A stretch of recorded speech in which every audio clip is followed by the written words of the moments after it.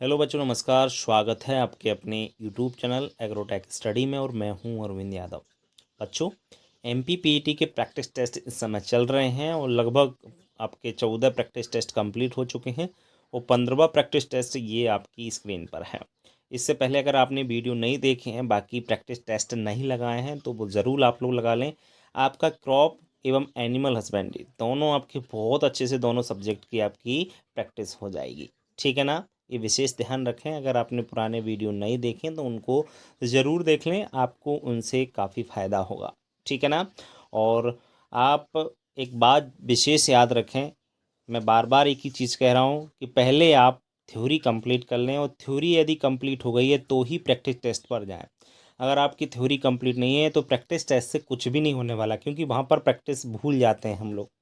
ठीक है ना। इसलिए अगर थ्योरी आपकी क्लियर है तो बहुत अच्छे से आपकी प्रैक्टिस होगी। बड़ा मज़ा आता है प्रैक्टिस करने में जब हमारी थ्योरी अच्छे से क्लियर होती है। तो थ्योरी आप क्लियर कर लें, अच्छे से पढ़ें, मेहनत करते चलें, कोई भी कमी ना छोड़ें, किसी भी तरह की कमी नहीं छोड़ना है हमें। ठीक है ना। ये आपका एक लक्ष्य होना चाहिए कि अब की बार पीएटी निकालना ही है। अब नहीं तो कभी नहीं, विशेष ध्यान रखें, अभी नहीं तो कभी नहीं। फॉर्म आपने भर दिया होगा, लास्ट डेट निकल चुकी है और लगभग कितने फॉर्म भरे हुए हैं ये मैं आपको कल क्लियर कर पाऊंगा कि एमपीपीटी में टोटल कितने फॉर्म भरे हो चुके हैं। तो ये कल क्लियर मैं आपको इसी वीडियो के माध्यम से बता भी दूंगा। ठीक है। बाकी जो तैयारी करना चाहते हैं वो देखो, एक चीज़ और, बहुत सारे बच्चों ने फॉर्म बहुत भरे होंगे। आपको पता है कि फॉर्म तो बहुत भरते हैं, वो तैयारी करते हैं सिर्फ 10 से 15% बच्चे, बाकी 80 से 85% बच्चे सिर्फ देखने के लिए, सिर्फ ये अपनी फॉर्मेलिटी पूरी करने के लिए किसी के कहने पर, हो सकता है बहुत सारे बच्चों ने मेरे कहने से ही फॉर्म डाल दिया हो, बहुत सारे बच्चों ने अपने माता पिता उनके कहते हैं कि चल बेटा कुछ नहीं कर रहा है, चल फॉर्म डाल दे। तो कम से कम 80 से 85% में ऐसे बच्चे होंगे तो जो बिल्कुल तैयारी नहीं कर रहे होंगे, सिर्फ फॉर्म भर दिया होगा और फ्री होंगे। ठीक है ना। वो कब पढ़ेंगे? जब एग्ज़ाम होगा तो उसके 1-2 दिन पहले कहीं से थोड़ा बहुत पढ़ पढ़ा के और फिर एग्ज़ाम देने जाएंगे। तो जो तैयारी कर रहे हैं 10 से 15% बच्चे, सिलेक्शन उन्हीं का होना है, क्योंकि आपको पता है सीटें भी उतनी ही हैं और तैयारी करने वाले भी उतने ही हैं। तो कंपटीशन कोई ज़्यादा है नहीं है, तो आपको उतना ज़्यादा लोड भी नहीं लेना है कि क्या होगा, क्योंकि जो बच्चे पढ़ रहे हैं ना, अब उनको कुछ दिन बाद, मतलब 2, 4, 8, 15 दिन बाद उनको ऐसा लगेगा कि परीक्षा है, टेंशन होगी, यार तैयारी हमारी कमज़ोर तो नहीं है, कोई कमी तो नहीं रह रही है, कोई समस्या, इस प्रकार के उसके मन में ख्याल आते हैं। सही बात है, आना स्वाभाविक है, क्योंकि जो बच्चा तैयारी करता है एक्चुअल में उसके मन में ऐसी चीज़ें आती हैं। तो टेंशन नहीं लेना है आपको।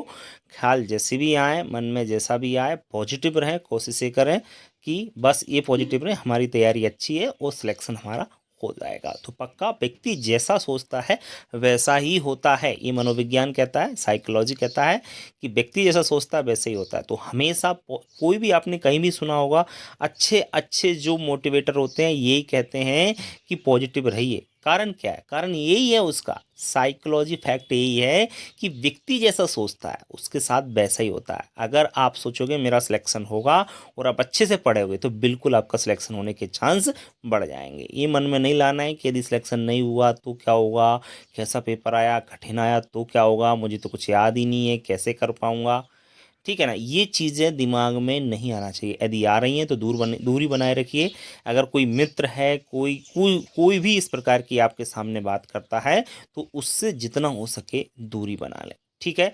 एक मेरे आपसे आग्रह है कि आप पीएटी कर रहे हैं, आप हो सकता है मेरे ओल्ड स्टूडेंट हो, आपने मुझसे 12th की तैयारी की, तो अपने भाई बहन या जो भी आपके मित्र हों उनको हमारे एप्लीकेशन एग्रोटेक स्टडी के बारे में और चैनल के बारे में ज़रूर बताइएगा। इसकी लिंक हम डिस्क्रिप्शन में दे रहे हैं, वहाँ से उनको डाउनलोड कराइएगा। और पूरी 12th की तैयारी हम कराते हैं। कहीं भी आपका ज़िला टॉपर हो स्टूडेंट्स, कहीं भी आपको जो अच्छे आपकी मेरिट में यदि आना है तो आप हमसे तैयारी उनको ज़रूर करवाएं, उनको ज़रूर बताएं, इतना मैं आपसे ज़रूर आग्रह कर रहा हूँ। ठीक है ना। क्योंकि बहुत सारी कोचिंग में बच्चे जाते हैं बाहर, इतना बहुत सारी फीस हो गई है, बड़े बड़े शहरों में तो 10-10 हज़ार 15-15 हज़ार फीस ले रहे हैं 12th की। हम नाम मात्र की फ़ीस लेकर बच्चों को बेहतर से बेहतर तैयारी, जिसमें हम उसको नोट्स देते हैं, बाकायदा PDF देते हैं, बाकायदा उसको पूरा वीडियो अपलोड करते हैं, पूरा अच्छी तरीके से समझाते हैं 12th की, ठीक है ना, 12th एग्रीकल्चर के। तो जो भी छात्र हैं उनको ज़रूर बताएं हमारे एप्लीकेशन के बारे में, ठीक है ना। लिंक डिस्क्रिप्शन देखिए वहाँ से। अब वीडियो लंबा होता जा रहा है, अब ज़्यादा समय ख़राब नहीं करेंगे और इस वीडियो की हम लोग शुरुआत करते हैं। लास्ट तक देखिए, बहुत अच्छे प्रश्न हैं आपकी स्क्रीन पर। All India Soil Survey and Land Use Organisation की स्थापना वर्ष कब है? All India Soil Survey and Land Use Organisation की स्थापना वर्ष आपको बताना है। 1955, 1958, 1972 या 1977। बच्चों ये आपका कहाँ पर है, पहले तो ये बताइए, All India Soil Survey and Land Use Organisation कहाँ पर स्थित है ये? बच्चों इसकी स्थापना मैं आपको बता देता हूँ। इसकी स्थापना तो आपकी 1958 में हुई थी, लेकिन आपको कमेंट बॉक्स में लिखकर बताना है कि ये कहाँ पर स्थित है, ठीक है। चलिए आगे बात करते हैं। गोबर की खाद में कितना प्रतिशत फास्फोरस पाया जाता है? 0.1%, 0.25%, 0.9% या 0.5%। सब लोग जानते हैं कि गोबर की खाद होती है, इसमें NPK का जो अनुपात होता है वो कितना होता है, सब लोग अच्छी प्रकार से जानते हैं। लेकिन फास्फोरस की मात्रा पूछी जा रही है, तो आप लोग बता सकते हैं फास्फोरस की मात्रा कितनी रहती है? 0.25%। जबकि आपका जो नाइट्रोजन और पोटास की मात्रा कितनी रहती है? 0.5%। आगे बात करें, National Bio Fertiliser Development Centre कहाँ पर है? बच्चों National Bio Fertiliser Development Centre को आप बताना है ये कहाँ पर स्थित है। फरीदाबाद में स्थित है, हैदराबाद में स्थित है, कानपुर में या गाजियाबाद में? तो बच्चों याद रखना है आपको, National Bio Fertiliser Development Centre. National Bio Fertiliser Development Centre कहाँ पर स्थित है? ये आपका गाजियाबाद में स्थित है। कहाँ पर स्थित है? आपका ये गाजियाबाद में स्थित है, ठीक है बच्चों, ध्यान रहे विशेषकर, ये आपका गाजियाबाद में स्थित है। बढ़ते हैं हम लोग आगे। नेक्स्ट है, सर्वाधिक नाइट्रोजन परसेंट वाली खली की खाद कौन सी है? ऐसी कौन सी नाइट्रोजन खाद है जिसमें सबसे अधिक आपके क्या पाया जाता है?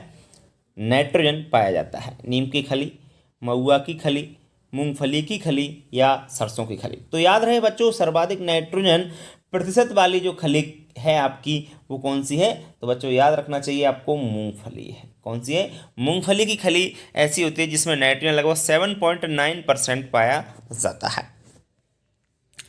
सर्वाधिक जल मांग वाली फसल कौन सी है बच्चों? ऐसी कौन सी फसल है जिसकी वाटर रिक्वायरमेंट सबसे ज़्यादा है? बहुत सारे बच्चे इस क्वेश्चन को गलत करके आते हैं एग्जाम में, क्योंकि देखिए धान की है, आलू की है, गेहूं की है या गन्ना की। वाटर रिक्वायरमेंट की बात कर रहे हैं बच्चों, सबसे ज़्यादा वाटर रिक्वायरमेंट किस फसल की आपको आंसर देना है।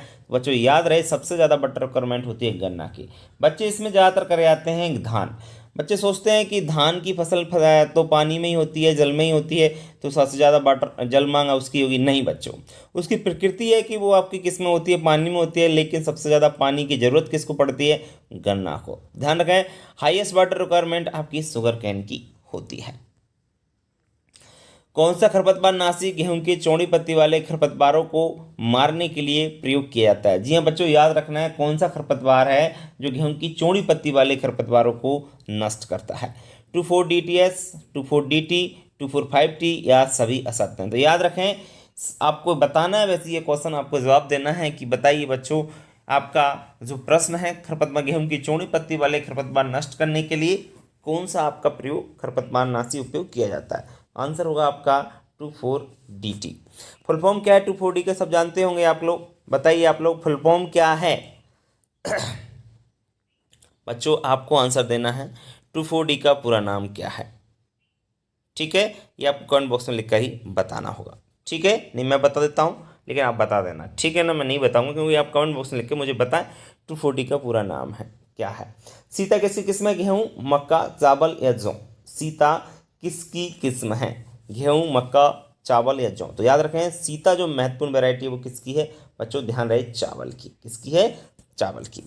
निम्नलिखित में से गेहूं की किस्म नहीं है कौन सी? इनमें से ऐसी कौन सी किस्म है जो गेहूं की नहीं है? राय 3077 तो है, राय 3777 भी है, लोक 1 भी है, GNG 663 ये नहीं है बच्चों। GNG 663 ये आपकी जौ की किस्म है, ध्यान रखें, ये गेहूं की किस्म नहीं है। आगे बात करते हैं, बरखा किस दाल वाली फसल है बच्चों? बरखा अरहर की है, चावल की है, मूंग की है या उड़द की है? तो ध्यान रहे बरखा उड़द की एक महत्वपूर्ण वैरायटी है। कई बार अभी क्वेश्चन पूछा जाए, बरखा है इंपॉर्टेंट वैरायटी है जो कि उड़द की बहुत ही। गडल बीटल किस फसल का प्रमुख कीट है बच्चों? ये भी इंपॉर्टेंट प्रश्न है। गडल बीटल किस फसल का प्रमुख कीट है? कपास का, सोयाबीन का, ग्वार का या अरंडी का? तो गडल बीटल आपका ध्यान रहे ये सोयाबीन का बहुत ही महत्वपूर्ण, इसको गडल बीटल जो है आपका, इसको चक्रभृंग के नाम से भी जाना जाता है। किस नाम से? चक्रभृंग। इसलिए याद रखें, हिंदी में कई बार पूछा जाता है चक्रभृंग किस फसल का कीट है, तो याद रहे सोयाबीन का ये बहुत ही महत्वपूर्ण आपका कीट है। चलिए बढ़ते हैं हम लोग आगे नेक्स्ट प्रश्न की ओर। नेक्स्ट प्रश्न है बच्चों आपका, केंद्रीय कपास अनुसंधान संस्थान कहाँ पर स्थित है?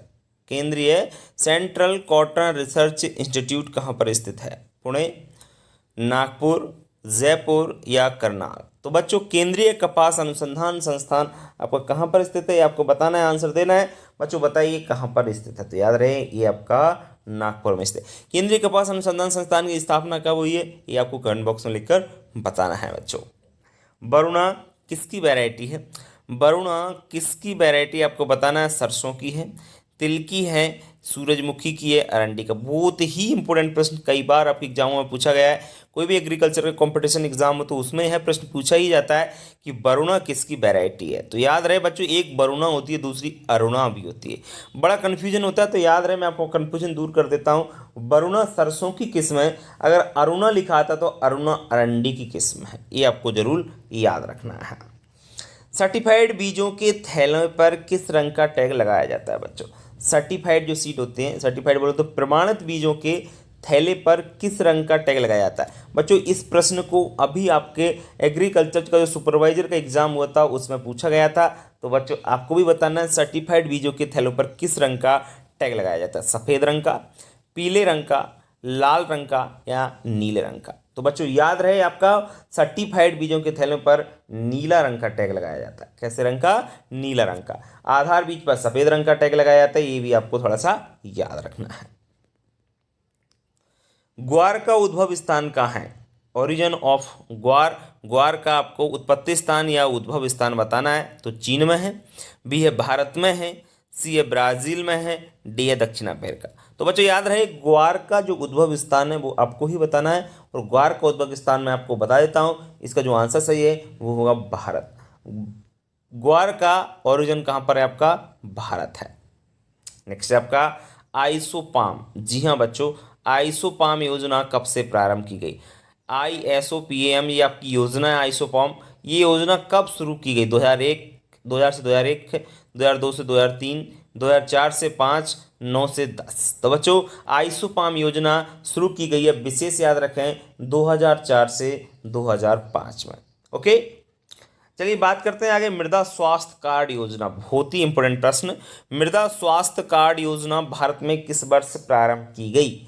2015, 2016, 2005 या 2008? तो बच्चों मृदा स्वास्थ्य कार्ड योजना भारत में कब प्रारंभ की गई थी? तो ये आपको याद होना चाहिए। मृदा स्वास्थ्य कार्ड योजना सन 2015 में इसको स्टार्ट किया गया था। बाग लगाने की सर्वोत्तम विधि कौन सी है बच्चों? बाग लगाने की सबसे बेस्ट मेथड कौन सा है? आयताकार मेथड, त्रिभुजाकार मेथड है, पंचकोणीय मेथड है या वर्गाकार मेथड है? तो बच्चों बाग लगाने की सर्वोत्तम जो मेथड है वो है आपका स्क्वायर मेथड, वर्गाकार विधि है। क्लियर? चलिए, भंडारण में प्याज का अंकुरण रोकने के लिए किसका उपयोग किया जाता है? क्या उपयोगी होता है? बहुत ही इंपॉर्टेंट प्रश्न है बच्चों। भंडारण में प्याज का अंकुरण रोकने के लिए जिस रसायन का प्रयोग करते हैं उसका नाम आपको बताना है।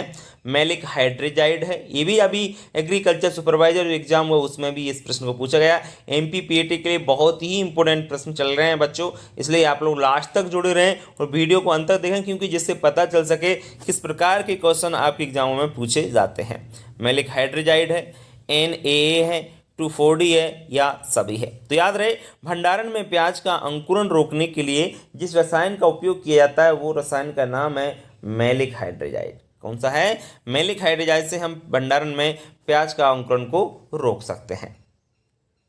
गुलाब में कटाई छटाई यानी ये प्रूनिंग का उपयुक्त समय कौन सा है?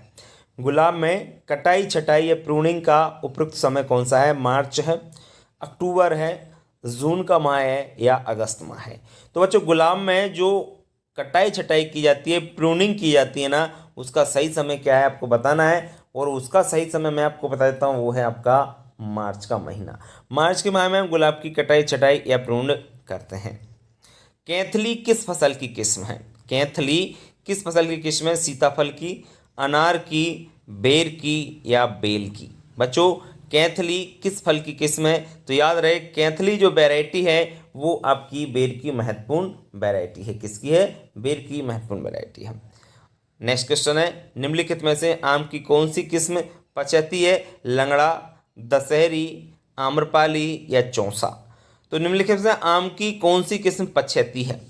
पछती जो किस्म है बच्चों वो याद रखना, आप लोग पीछे जो इसको लगाया जाता वो आपकी कौन सी किस्म है? ध्यान रहे दशहरी, ठीक है ना। आम्रपाली आपकी बौनी वेरायटी है, चौसा आपकी मीठी वेरायटी सबसे अधिक आम की, ठीक है ना। तो ये आपको थोड़ा सा याद रखना है। बढ़ते हैं हम लोग आगे। नेक्स्ट क्वेश्चन है बच्चों आपका, अमरूद में उकटा रोग कवक है, मतलब अमरूद में जो उकटा रोग लगता है वो किस कवक से लगता है? सीडियम मैंजीफेरी से, फ्यूजेरियम ऑक्सीस्पोरम, अल्टरनेरिया सोलेनाई या जेंथोमोनास सिट्राई? बच्चों आम में जो उकटा रोग लगता है विशेष याद रखना फ्यूजेरियम ऑक्सीस्पोरम नामक फंगस के द्वारा, कवक के द्वारा लगता है। अल्टरनेरिया सोराई ये आपका आलू का अगेती रोग के कारण, आप अगेती झुलसा होता है वो फंगस का नाम है। जेंथोमोनास सिट्राई ये नींबू का आपका बैक्टीरियल ब्लाइट है, उसके कारण लगता है। ये दोनों थोड़ा सा भी और आप लोग याद रखेंगे। अनार के मृग बहार के फल कब प्राप्त होते हैं? बहुत अच्छा प्रश्न है। अनार में बहारें आती हैं, 3 बहारें आती हैं। अमरूद में भी 3 बहारें आती हैं, अनार में भी 3 बहारें आती हैं। तो बच्चों अनार की जो मृग बहार है उसमें कब फल आते हैं? फरवरी मार्च में आते हैं, नवंबर दिसंबर में आते हैं, जुलाई अगस्त में, जून जुलाई में आते हैं या जुलाई अगस्त में आते हैं? तो आंसर इसका सही होगा, अनार के मृग बहार के फल कब आते हैं? ध्यान रहे नवंबर दिसंबर में ये फल आ जाते हैं। फूलगोभी में विप्टेल नामक रोग किस पोषक तत्व की कमी से होता है? बहुत अच्छा प्रश्न है। फूलगोभी में विप्टेल रोग कई बार पूछा गया क्वेश्चन है, तो सब लोग जानते होंगे इसको। बोरोन की कमी से होता है, बी है कैल्शियम की कमी से होता है, सी है मैग्नीशियम की कमी से होता है, डी है मोलिब्डेनम की कमी होता है। तो बच्चों फूलगोभी में विप्टेल नामक जो रोग होता है वो मोलिब्डेनम की कमी से होता है। किसकी कमी से? मोलिब्डेनम की कमी से होता है। नेक्स्ट है, मूली में तीखापन चरपराहट किसके कारण होती है? बच्चों मूली में तीखापन चरपराहट किसके कारण होती है आपको बताना है। आइसोथायोसाइनेट के कारण, एंथोसाइनिन के कारण, कुकरमिन के कारण या इनमें से कोई नहीं? तो सब लोग जानते हैं मूली में जो तीखापन या चरपराहट होती है उसका मेन कारण है आइसोथायोसाइनेट के कारण। किसके कारण? आइसोथायोसाइनेट के कारण चरपराहट मूली में होती है। वेरी इंपॉर्टेंट प्रश्न है, आजाद क्रांति किसकी किस्म है? आजाद क्रांति कॉमन प्रश्न है, कई बार एग्जामों में, हर बार ही आपके एग्जामों में मिलेगा। कोई भी कंपटीशन एग्जाम हो तो आपको बताना है बच्चों आजाद क्रांति किसकी महत्वपूर्ण वैरायटी है? बैगन की, भिंडी की, करेला की या टिंडा की? तो आजाद क्रांति जो महत्वपूर्ण वैरायटी है बच्चों वो है आपकी बैगन की। किसकी है? बैगन की, विशेष याद रखें। 1 हेक्टेयर में टमाटर की पौध लगाने के लिए नर्सरी में कितने क्षेत्रफल पर बीज बोना चाहिए? जी हाँ, बहुत अच्छा प्रश्न है। 1 हेक्टेयर में अगर टमाटर लगा रहे हो तो पौध कितने एरिया पे तैयार करोगे? 225 वर्ग मीटर, 425 वर्ग मीटर, 625 वर्ग मीटर या 825 वर्ग मीटर? तो बच्चों 1 हेक्टेयर में टमाटर की पौध लगाने के लिए नर्सरी में जो तैयार करते हैं वो 225 वर्ग मीटर में तैयार की जाती है। मोस्टली याद रखना टमाटर के लिए। अनार के फलों के जूस में औसतन कुल घुलनशील पदार्थ यानी TSS डिग्री वृक्ष होता है। कितने डिग्री वृक्ष होता है बच्चों? 5 डिग्री वृक्ष होता है, 10 डिग्री वृक्ष होता है, 15 डिग्री वृक्ष होता है या 20 डिग्री वृक्ष होता है? तो अनार के फलों के जूस में औसतन TSS जो होता है ना कितना होता है बच्चों? याद रहे 15 डिग्री वृक्ष होता है। कितना होता है? 15 डिग्री वृक्ष होता है। केंद्रीय खाद्य एवं प्रौद्योगिकी संस्थान कहाँ पर स्थित है? ठीक है ना बच्चों, केंद्रीय खाद्य एवं प्रौद्योगिकी अनुसंधान संस्थान मैसूर कर्नाटक में स्थित है, बेंगलोर कर्नाटक में है या जयपुर राजस्थान में है, झांसी उत्तर प्रदेश में है? तो केंद्रीय खाद्य एवं प्रौद्योगिकी संस्थान आपका बच्चों कहाँ पर स्थित है? याद रही ये मैसूर कर्नाटक में स्थित है। कहाँ पर है? मैसूर कर्नाटक में ये स्थित है। नेक्स्ट है बच्चों आपका जेली में पेक्टिन की मात्रा होती है। जी हाँ, जेली में पेक्टिन कितनी प्रतिशत पाया जाता है? 2% पाया जाता है, 3% पाया जाता है, 4% पाया जाता है या 1% पाया जाता है? तो जेली में पेक्टिन, बहुत ही कॉमन प्रश्न है बच्चों। तो जेली में जो पेक्टिन की मात्रा होती है ना, वो कितनी होती है? 1% होती है। कितने परसेंट पाया जाता है पेक्टिन? 1%। नेक्स्ट है बच्चों, सफ़ेद मूसली का वैज्ञानिक नाम है क्या? सफ़ेद मूसली का बॉटनिकल नेम क्या है? एलोबार्बडेंस, फैसिया अंगस्टिफोलिया, क्लोरोफाइटम बोरबिलियनम या प्लांटेगो ओवाटा? सफ़ेद मूसली का जो बॉटनिकल नेम है वो क्या है, आपको ही बताना है। तो याद रहे, सफ़ेद मूसली का बॉटनिकल नेम है क्लोरोफाइटम बोरबिलियनम। ठीक है बच्चों, बढ़ते हैं हम लोग आगे। नेक्स्ट है, ईसबगोल का उपयोगी भाग कौन सा है? ईसबगोल का उपयोगी भाग क्या यूज़ किया जाता है? बीज, जड़, तना या पत्ती? सब लोग जानते हैं ईसबगोल की भूसी प्रयोग करते हैं, और इसकी जो भूसी प्राप्त होती है वो बीजों या छिलकों से प्राप्त होती है। बीजों को पीसकर या छिलकों से ईसबगोल की बहुत ही उपयोगी होती है इसकी भूसी।